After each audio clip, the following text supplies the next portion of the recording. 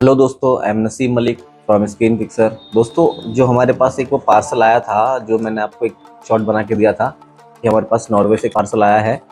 तो वो पार्सल ये आया। अब इसको हम डायग्नोस करते हैं और इसको रिपेयर करते हैं कि इसके अंदर क्या फॉल्ट है और क्या कस्टमर ने बोला। कस्टमर ने यहाँ पर बोला है, देखो यहाँ पर लिख कर मैंशन किया गया है कि बैड बेसमेंट, यानी कि उसके हिसाब से ये बेसमेंट प्रॉब्लम है फ़ोन। ठीक है, तो अभी हम इसको देखते हैं कि इसके अंदर एक्चुअल में प्रॉब्लम है क्या और ये उसने क्यों भेजा हमारे पास में। और इसको हम पूरा रिपेयर करेंगे और जानेंगे इसकी पूरी हिस्ट्री, किस तरह से हम इस तरह के फ़ोनों को फेस करते हैं और उनको रिपेयर करते हैं। ये वीडियो हमारी देखते रहिए लास्ट तक, आपको समझ आएगा कि इस तरह की प्रॉब्लम या जो भी प्रॉब्लम आती है बोर्ड में, उसको हम किस तरह से रिपेयर करते हैं।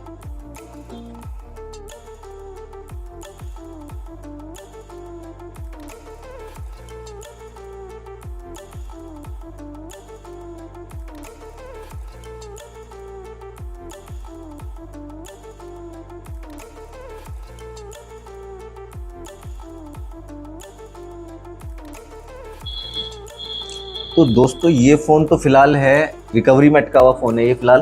तो सबसे पहले तो हम इसको चेक करेंगे।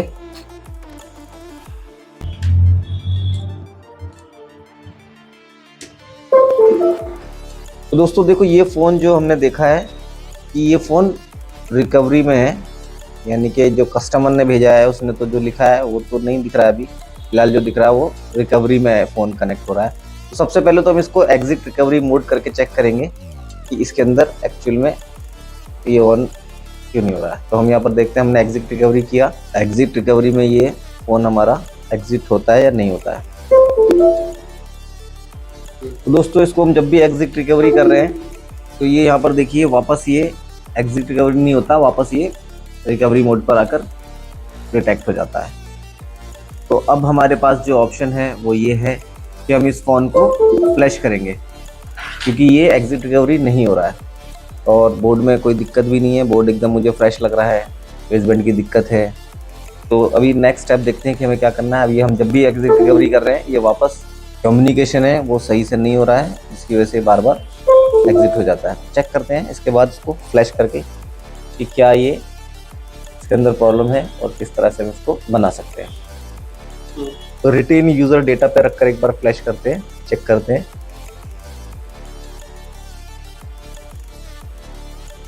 सेलेक्ट करते हैं और यहाँ पर हम इसको फ्लैश करते हैं।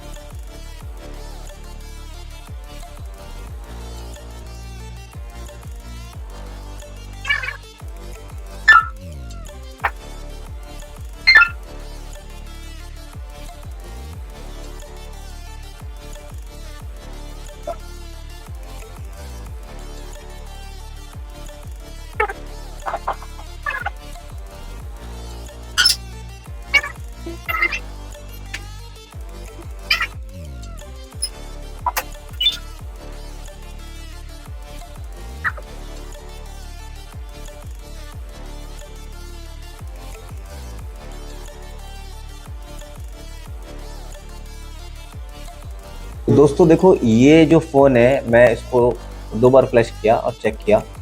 ये पूरा हमारा जो लॉग फाइल है ना, ये चलती है यहाँ से, तो हमारा यहाँ पर समझ में आता है, सारी चीज़ें क्लियर होती है। अभी मैं जब यहाँ पर आया हूँ तो ये आप देख पा रहे हैं कि अपडेटिंग रोज, ठीक है, इस पर आके इसने एरर दे दिया, unable to successfully restore device.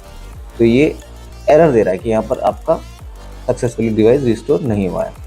अब ये 38% पर इसने एरर दिया है और 38% के एरर का मतलब है ये इसके अंदर प्रॉब्लम है। अब ये क्या है ये मैं आपको आगे दिखाता हूँ। ये हमें पीसीबी को ओपन करना होगा, ओपन करने के बाद हम इसको आगे के ऊपर काम कर सकते हैं। चलिए आगे देखते हैं वीडियो को, फिर आपको मैं दिखाता हूँ।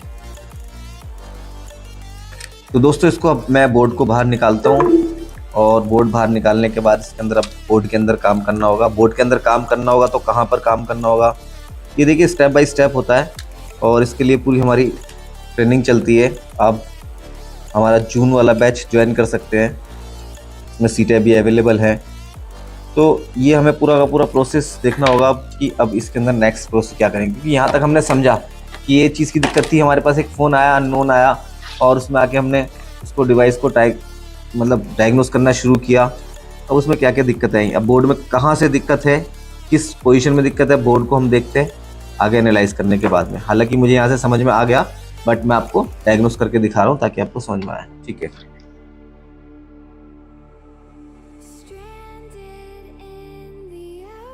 तो अब इसको हम जो यहाँ पर सेपरेट करेंगे। सेपरेट करने के बाद इसके अंदर बोर्ड के अंदर जो है एक आईसी है जिस पर हम काम करेंगे।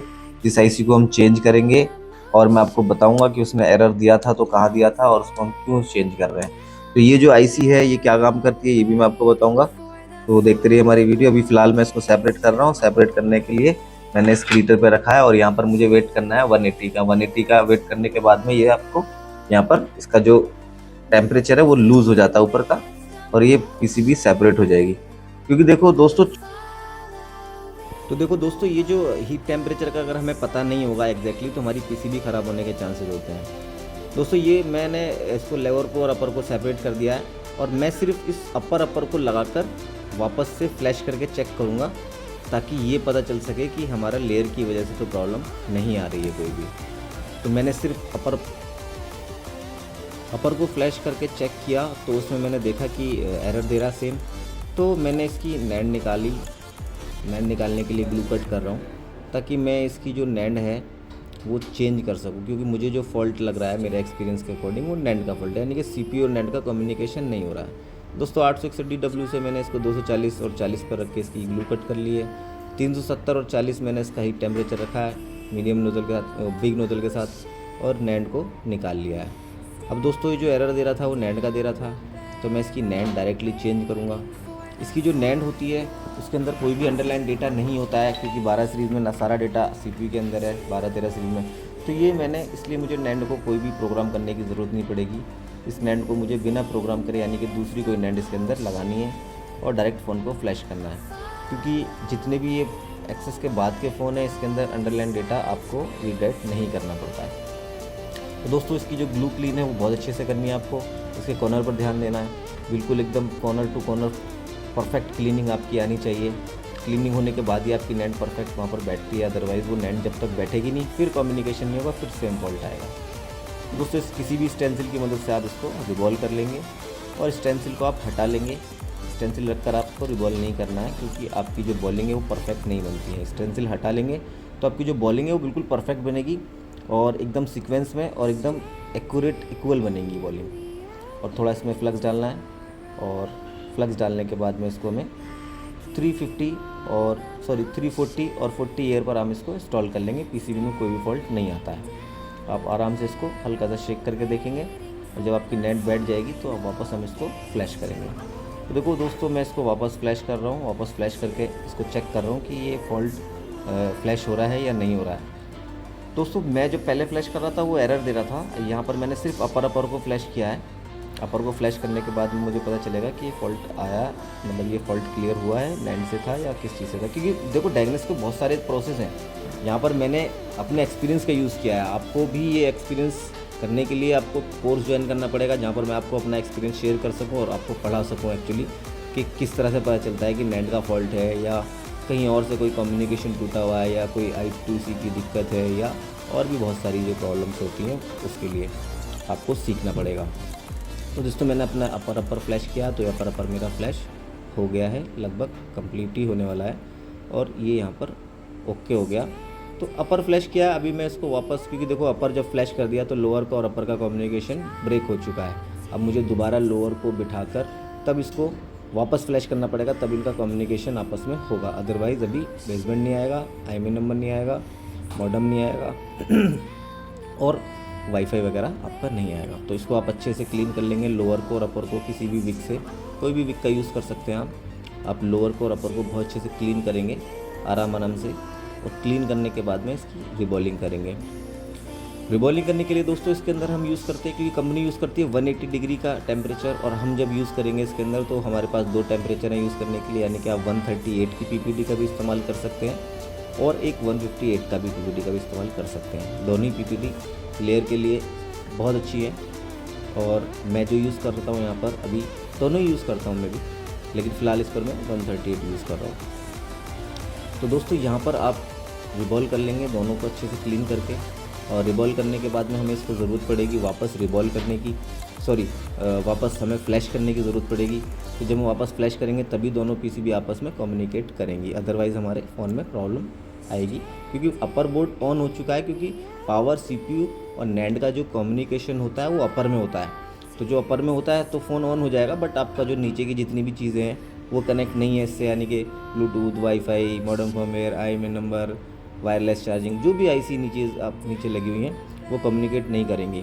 तो वापस इसको रिबॉल करते हैं। रिबॉल करने के लिए मैंने मिजिंग का ये स्टेंसिल यूज़ किया। आप भी कोई भी अच्छी मार्केट में मिलती है, मैकेनिक, कैनली वगैरह की बहुत सारी मिलती है, आप कोई भी यूज़ कर सकते हैं। 138 पीपीडी का यूज़ किया और इसको अच्छे से क्लीन कर लेंगे। इसकी फिल करने के बाद, पीपीडी फिल करने के बाद अच्छे से क्लीन करके, और ये मैं मैग्नेट नीचे की हटाने के बाद इसको स्टेंसिल को आराम से हटाऊंगा, तो ये मेरी बॉल एकदम एक्यूरेट इक्वल बनेंगी। और इसको मैं प्री हीटर की मदद से रिबॉल कर सकता हूँ या फिर ब्लोअर की मदद से मैं इसको हीट दे सकता हूँ ताकि हमारी बॉलें बन जाएँ।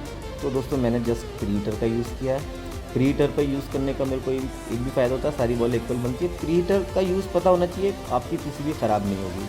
आप ब्लोअर का भी यूज़ कर सकते हैं, एनी ब्लोअर, क्योंकि हम तो अपनी ट्रेनिंग में आपको हर ब्लोअर को चलाना बताते हैं।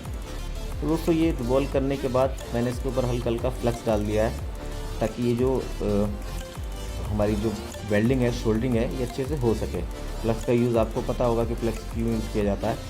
और देखिए हर चीज़ का एक अपना अपना अलग अलग काम है, वर्क है।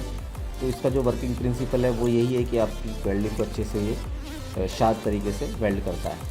दोस्तों इसका अच्छे से अलाइनमेंट कर लेंगे। अच्छे से अलाइनमेंट करने के बाद हम इसको वापस प्रीहीट करेंगे ताकि हमारी जो बॉलें प्रॉपर बैठ जाएं। पहले अलाइनमेंट करना होता है, अगर अलाइनमेंट सही नहीं होगा तो फिर से हमारे सामने वही प्रॉब्लम आएगी कि बेसमेंट वगैरह हमारा नहीं आएगा और वाईफाई नहीं आएगा। तो अलाइनमेंट करना बहुत ज़रूरी होता है। अच्छे से आपका पीसीबी की जो बॉल है अपर की लोअर से कनेक्ट होनी चाहिए, प्रॉपर कनेक्ट होने के लिए अलाइनमेंट ज़रूरी है। दोस्तों ये मैं आपका अलाइनमेंट कर चुका हूँ और ये हमारा जो इंस्टॉल हो चुका है, लोअर से अपर कनेक्ट हो चुका है अच्छे से।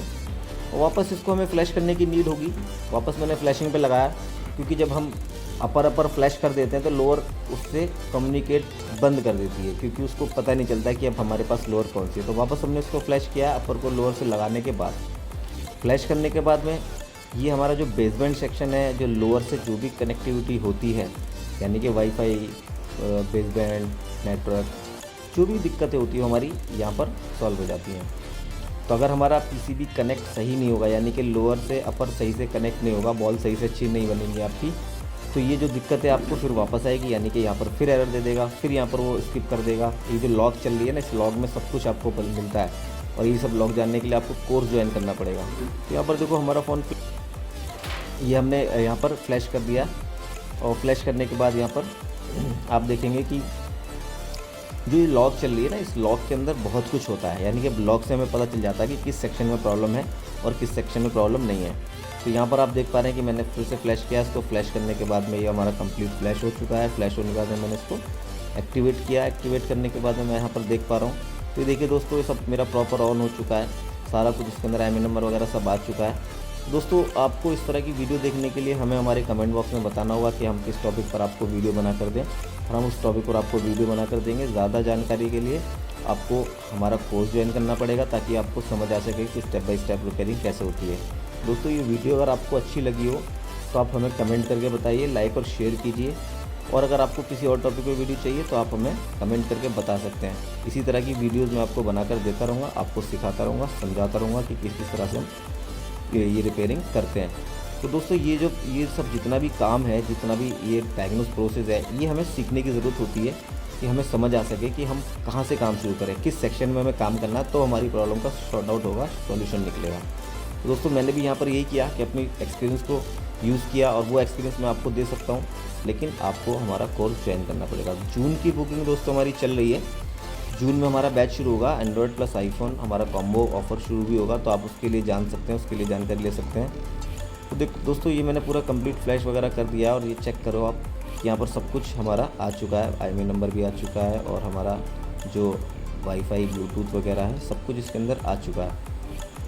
दोस्तों इस तरह की और वीडियो पाने के लिए आप हमें कमेंट कर सकते हैं हमारे कमेंट बॉक्स में, और हमें बता सकते हैं कि आपको किस टॉपिक पर वीडियोज़ चाहिए, हम उस टॉपिक पर आपको वीडियोज़ बनाकर दे देंगे। तो दोस्तों यहाँ पर तो ये फ़ोन कंप्लीट हो गया और यहाँ पर मैंने कुछ ज़्यादा एफर्ट भी नहीं लगाई, मुझे एग्जैक्टली पता चल गया कि कहाँ फॉल्ट था। मैंने उसको डायरेक्टली उसको नैंड को चेंज किया और चेंज करने के बाद हमारा phone completely back to life हो गया, वापस से लाइव हो गया। ये बोर्ड वही है दोस्तों जिसके बारे में मैंने बोला था। Thank you so much.